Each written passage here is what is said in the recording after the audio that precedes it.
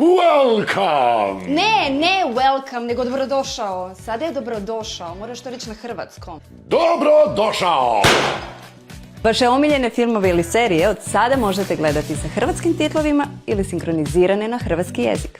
Pa bilo je vrijeme, mali pohlepni štakoru. Ako se sjećate da sam još prije 4 godine rekao svoje mišljenje za Disney Plus kod nas i da to što uopće nema lokalizacije je veliki propust i da za većinu nema uopće potrebe da uzme pretplatu zbog tog propusta. Ali sada mogu reći da možete komotno uzeti pretplatu jer imamo lokalizaciju na Disney Plusu. That's good. Ali nažalost ne baš sve. That's bad. No opet ima dosta zanimljivih stvari što je dostupno i evo što možete očekivati.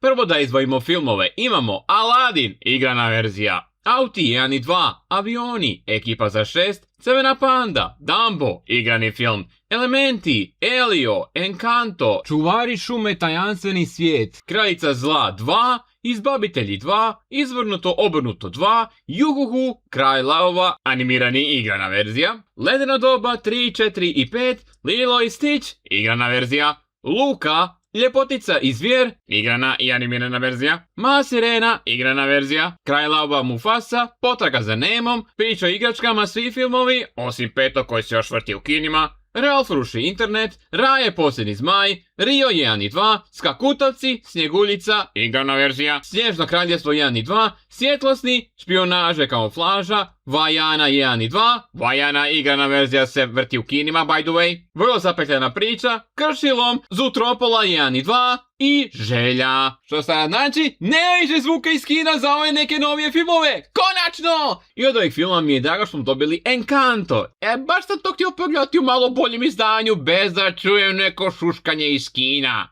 Kad se zvijeri sve bliže i vrijeme rata nam stiže, kada napada zlo, pobjedit će jer moćni napad svaja.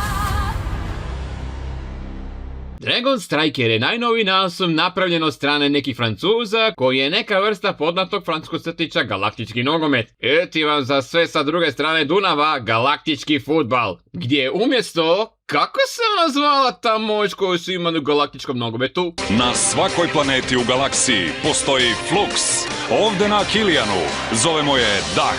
Uglavnom, umjesto Dah. likovi u ovoj seriji koriste tamu. Ne kao Darkness, već se tako zove ta moć, koja može biti različita, zavisi od osobe, ali uglavnom se koristi u svrhe igranja nogometa. I naravno naši junaci koje pratimo su doslovno outsideri koji se žele dokazati pred drugim timovima. I naši junaci su Ki Novailija koji još nije savladao svoju tamu, ali ima veliki potencijal. Ciel, neustrašiva golmanica koja je ujedno kapetanica sa moćima za ustavljanje vremena. Milo, veliki momak koji može stvarati žele sa jako groznim okusom. Amelin, mala curica koja ne priča puno, ali može krasti tame. I na posljedku Odvar koji je prije bio u jednom timu, ali sve je ostavio da bi se pridružio novom timu. I ujedno ima moć dupliciranja. I toliko bih vam mogao reći, za ostalo pogledajte sami. I dakle, kakva je serija? Pa ovo je super, s obzirom da ja nisam gledao galaktički nogomet, a čujem da je dobar, ovo mi je prilika da pogledam nogometni naslov, iako sam pogledao za Kumija, koji me nije nešto zadivio, a zato ovo je ono što mi se sviđa. I još hrvatska verzija sa novom ekipom koja danas daje glasove, sam pucam od radosti! Tako da vam preporučujem da ovo pogledate ako volite nogomet.